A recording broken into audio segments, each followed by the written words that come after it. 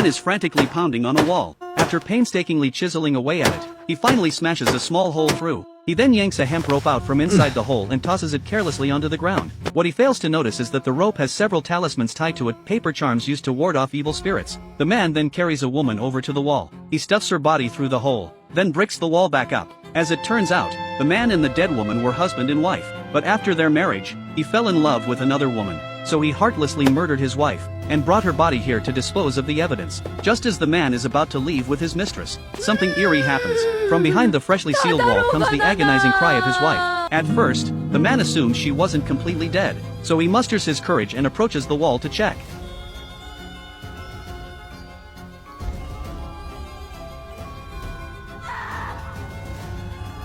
The scene shifts. Lisa and her family are bringing her mother-in-law, who suffers from memory loss, back to the old family home. On the surface, Lisa wants her mother-in-law to recuperate in familiar surroundings, but in reality, she's hiding a secret she can't bring herself to share. You see, Lisa once had an adorable little son, but during a family outing one day, Lisa had an urgent work matter to deal with, so she had no choice but to leave her child temporarily in her mother-in-law's care. When Lisa came back after handling her work, her son had vanished without a trace. All that remained was her dazed mother-in-law, sitting alone in a chair. From that moment on, Lisa searched for her son day and night, but no matter how hard she tried, the child seemed to have vanished into thin air, not a single lead. With no other options, Lisa pinned her hopes on her mother-in-law. After all, she was the only one who witnessed the entire disappearance firsthand. To help her mother-in-law recover her memory, Lisa deliberately brought her back to the old family home, hoping the familiar environment might help cure her condition. The first few days in the countryside were uneventful. That is, until Lisa happened to run into a young sister and brother.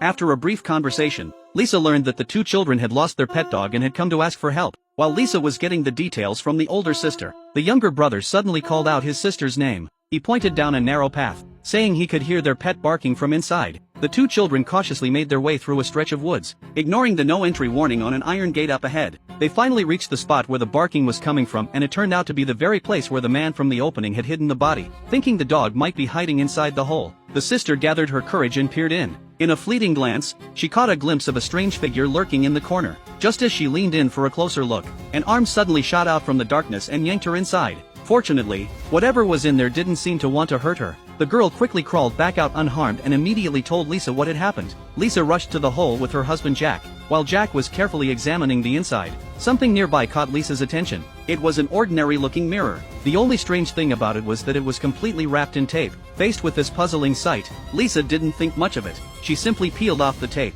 Then, through the mirror's reflection, she unexpectedly spotted a little girl who had appeared in the woods at some point without anyone noticing. Driven by curiosity, Lisa couldn't help but walk up to the girl and ask why she was out here all alone. But the little girl seemed terrified of strangers. Her eyes stayed guarded, and her body kept shrinking back in fear. Just then, the children's screams erupted from the direction of the cave. Hearing the commotion, Lisa had no choice but to leave the little girl where she was and rush back to check. Over there, Jack had already climbed inside the cave and was standing frozen beside an iron door. A violent banging had suddenly come from behind it. It sounded like someone was trapped inside. Putting rescue first, Jack wrenched the iron door open.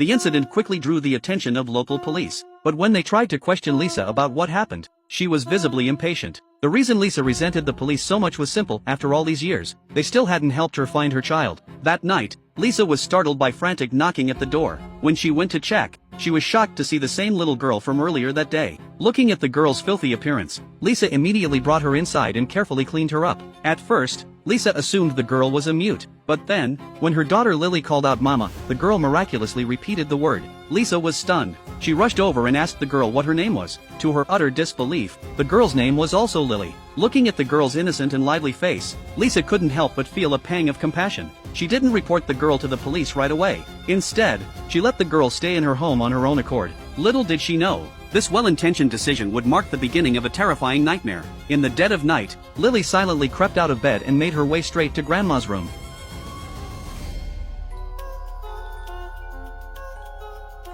The eerie experience that night caused a dramatic change in the old woman's behavior. She began frequently hearing her dead brother calling her name in her ear. The voice seemed to come from deep inside her own mind. The tormented old woman could only clutch at her head in agony. The next day, while tidying up the house, Lisa discovered the entire room had been trashed. What's more, both Lily and her mother-in-law had vanished. Lisa eventually found Lily hiding inside the bedroom wardrobe. Before she could even ask what had happened, her mother-in-law suddenly appeared as if possessed, viciously lunging at her with a knife. Terrified by this sudden attack, Lisa grabbed Lily and fled to the storeroom. Thanks to the heavy door's protection, Lisa and Lily narrowly escaped with their lives. Later, Lisa found Lily inside an iron cage in the storeroom. The girl was curled up in the corner, trembling, clutching a shard of glass in her shaking hands, pointing it at Lisa as if facing an enemy. Seeing Lily's terrified state, guilt crashed over Lisa like a tidal wave. Ignoring the sharp glass in the girl's hand, she slowly approached her, then pulled her into a tight embrace. Perhaps it was only in that moment that all of Lily's defenses finally melted away, but the horror was far from over.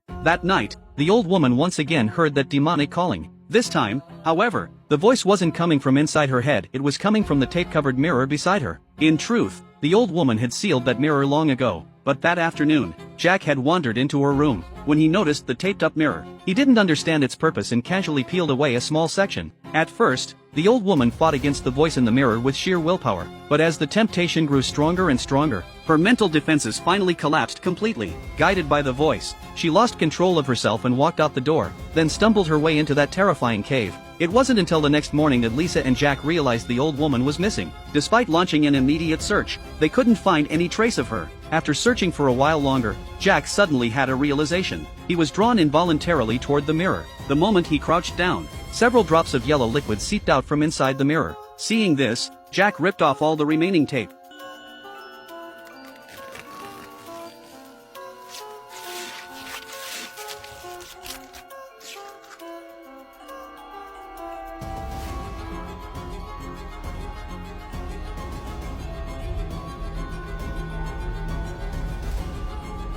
After witnessing something so inexplicable, Jack couldn't help but suspect that all of this was connected to the girl. With that suspicion in mind, Jack sought out the girl and demanded she take him to find his mother. Jack was gone for an entire day, and he hadn't told Lisa about his decision.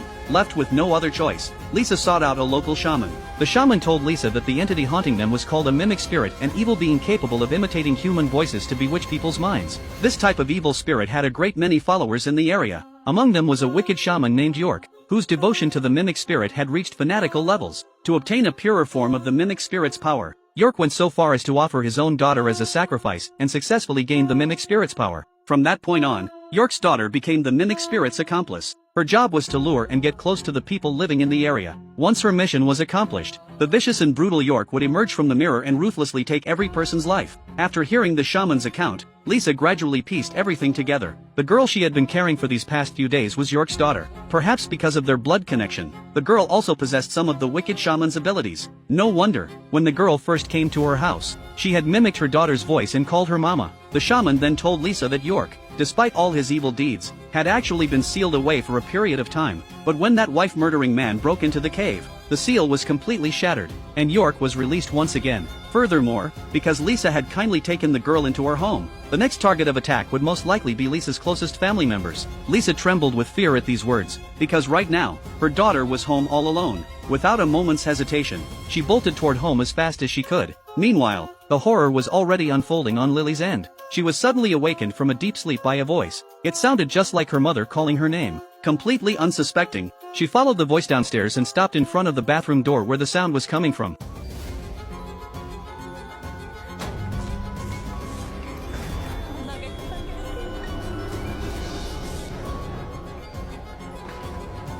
After a frantic escape, Lily could only hide inside the iron cage in the storeroom. That's when the girl, who had been missing for a long time, suddenly appeared. She was holding a sharp blade in her hand, slowly approaching Lily step by step. But thankfully, she meant Lily no harm. She simply protected her gently, holding out until Lisa made it back home. After such a harrowing ordeal, Lisa decided to lay all her cards on the table with the girl. She told her she already knew the girl's true identity, and hoped that for the sake of the time they'd spent together, the girl would take her to find Jack and her mother-in-law. The girl didn't object. She simply asked Lisa in a very quiet voice, would she always stay by her side? Lisa nodded without a moment's hesitation. And so, after making sure Lily was safe, the two of them headed straight for that terrifying cave without looking back. To Lisa's surprise, inside the cave there was a staircase leading to somewhere unknown. Hand in hand, they descended. Below, they found themselves in a cavern filled with jagged, grotesque rocks. Just as Lisa was nervously making her way forward, she was horrified to discover that her vision seemed to be deteriorating rapidly. The world before her eyes turned into a blur.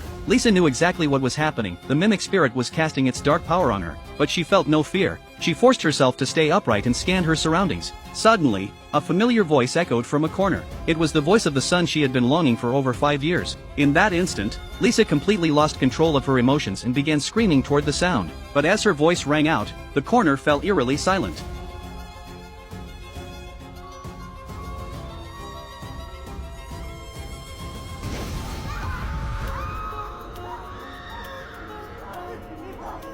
After a desperate, reckless sprint, Lisa finally reached a relatively safe spot, but before she could even catch her breath, something even more terrifying happened. The area was filled with mirrors of all shapes and sizes. From nearly every single one, voices were speaking harsh, cutting words, relentlessly blaming Lisa for losing her son. Under this relentless assault of demonic voices, Lisa's mind became scattered and she lost her sense of direction. Without realizing it, she drifted right up to one of the mirrors. Just as the mimic spirit was about to pull her in, Jack appeared in the nick of time and narrowly saved her life. Jack then began smashing the mirrors in a frenzy. Remarkably, as this one mirror began to crack, all the other mirrors also became covered in dense webs of fractures. Even York, who had been so arrogant moments ago, now wore a look of sheer terror. This sight made everything click for Lisa. As long as they destroyed the mirrors, they would be striking at the mimic spirit's fatal weakness. As the cracks spread further and further across the mirror's surface, the frenzied York finally revealed his true form. 2 rows of white fur rapidly sprouted across his face, making him look like some kind of mutated tiger. He lunged at Lisa and Jack with reckless abandon, seemingly trying to drag them both down to hell with him in his final moments. Fortunately, Lisa and Jack used their size advantage to dodge York's attacks, and just like that, amid furious howls and anguished wails, York disintegrated into a cloud of black mist as the mirror shattered completely. With the crisis over, Jack was ready to take Lisa and leave immediately. As for the girl crying beside them, he simply ignored her. At first, Lisa was prepared to leave with Jack and return to the modern world, but just as she was about to step out, the promise she had made to the girl suddenly echoed in her mind. In that moment, Lisa could no longer turn her back on the girl. She resolutely let go of Jack's hand and walked back into the cave without looking back. Perhaps it was in this moment that Lisa truly confronted what was in her heart. She would rather remain immersed in the illusion of having found her son again and live in that happiness forever. This film was never just a simple horror movie. It uses folklore and ghost stories to explore every facet of human nature. The film also teaches us that true liberation doesn't come from making up for past regrets. It comes from learning to make peace with those regrets. Let go of the silent past. Cherish the warmth right in front of you. Only by refusing to be held hostage by obsession can we find the most powerful force against all the darkness in this world.